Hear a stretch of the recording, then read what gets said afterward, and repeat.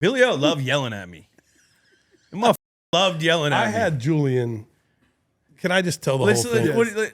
So Julian, basically, Bill came down the hallway one. I'll never forget this. It was the night. It was right before the draft, and Bill had 3 beta tapes in his hand, and he kind of like when Bill would come to see you as an assistant coach, he would kind of stand in your doorway. You wouldn't even know that he was there.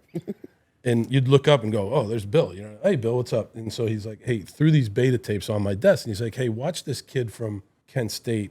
He plays quarterback in these, you know, these games. It was Ohio State. It was BC.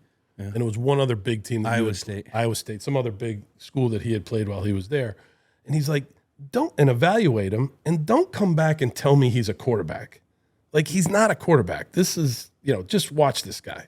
So I know you ended up, but anyways. Perfect passer rate. So you watch him, and, you know, not to, you know, denigrate anybody, but the offensive line wasn't always blocking for him, and he's breaking 5 tackles just to gain 5 yards. He's got great playing strength, very competitive. So I wrote up that I thought he could be a safety, you know, obviously a slot receiver, and I thought he could play running back too. So then I wrote that up, and Bill and other guys did too. I actually think Jason Light was the one that kind of like was pushing it, you know, behind the scenes. And so so then he sent Ivan out, and I think Scotty O to work you out.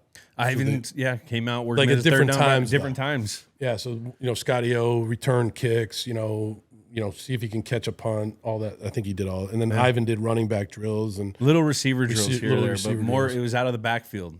Ivan put me up on the board. I thought I had my coach come teach me about my scat protection, just stuff, you know, just to put me up there. I was like, yeah, they ain't coming to get me. So then he, and this is, I tell this story all the time because I love this guy. I mean, he's like incredible. So then we get to the draft, and it's, you know, I think it was a 3-day draft still at that time. 3-day. And so it's at late, and so Bill's like, you know, we're going to draft Edelman.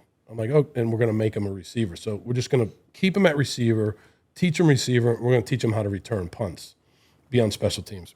And so he showed up, and it was, I'll never forget this. And Tom was hard on rookies, and I was hard on rookies too. I mean, I really was. But like, it was Welker in like when you did routes on air, it would be Welker, who was incredible, Julian, who was learning, and then Buddy Farnham. Wasn't it Buddy Farnham? Or wasn't he the third guy? Maybe. I don't know, but there was another guy, and Buddy's from my hometown, so I just want to stick his name in there to get Andover mentioned a little bit. Yeah. And so Wes would run the route, and Tom would throw Wes the ball. Yeah.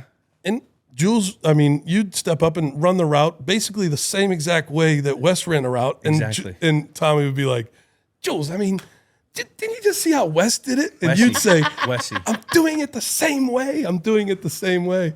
But you know what? Over time, he stuck with it, and he got better and better, and then returned punts.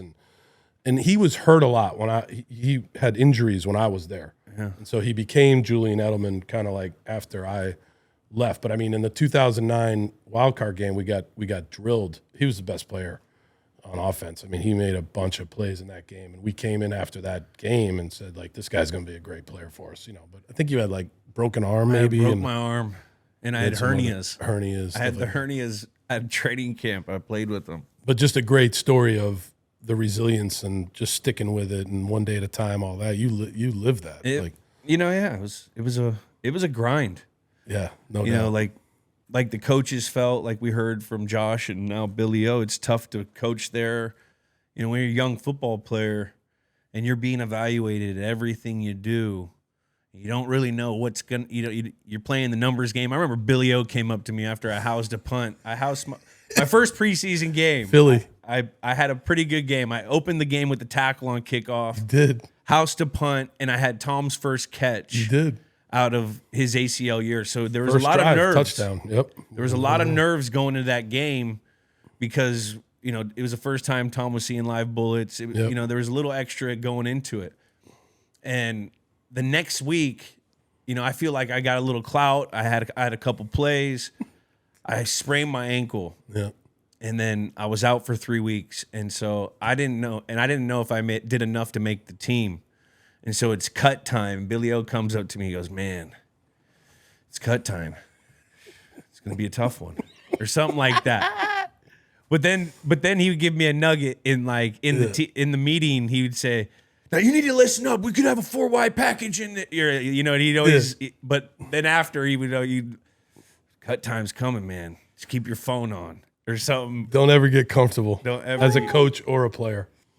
But I do use obviously you as an example all the time of like staying with it, whether it's overcoming an injury or learning how to play a new position or resiliency or never feeling entitled.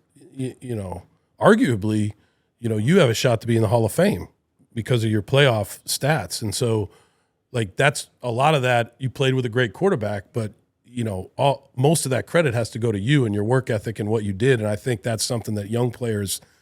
That's what I'm saying to the BC guys. That's why it was so important when you came and talked to them, because those guys are all like, "Oh my God, that's Julian Edelman," and knowing you when you were a rookie and then what you became is it's a great story.